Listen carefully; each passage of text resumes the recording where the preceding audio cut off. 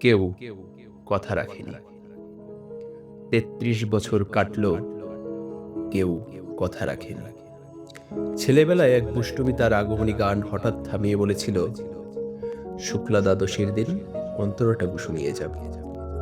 তারপর কত চন্দ্রভুক অমাবস্যা চলে গেল, কিন্তু সেই অষ্টমী আর এলো না। ২৫ বছর প্রতীক্ষায় আছি। মামাবাড়ির মাঝি নাদের আলী বলেছিল, বড় হও দাদা ঠাকুর, তোমাকে আমি ৩ প্রহরের বিল দেখাতে নিয়ে যাব। সেখানে পদ্ম ফুলের মাথায় সাপ আর ভ্রমর খেলা করে। নাদের আলী, আমি আর কত বড় হব? আমার মাথায় ঘরের ছাদ ফুরে আকাশ স্পর্শ করলে তারপর তুমি আমায় ৩ প্রহরের বিল দেখাবে? একটাও রয়্যাল গুলি কিনতে পারিনি কখনো। লাঠি লজেন্স দেখিয়ে দেখিয়ে চুষেছে লস্কর বাড়ির ছেলেরা। ভিখারির মতো চৌধুরীদের গেটে দাঁড়িয়ে দেখেছি ভিতরে রাস উৎসব।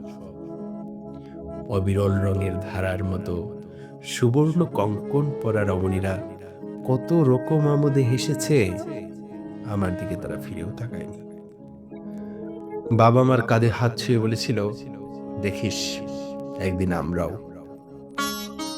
বাবা এখন অন্ধ, আমাদের দেখা হয়নি কিছুই।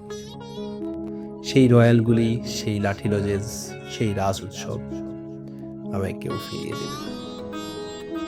বুকের মধ্যে সুগন্ধি রুমাল রেখে করুণা বলেছিল, যেদিন আমায় সত্যিকারে ভালোবাসবে সেদিন আমার বুকেও এরকম আতরের গন্ধ হবে। ভালোবাসার জন্য আমি হাতের মুঠোয় প্রাণ নিয়েছি।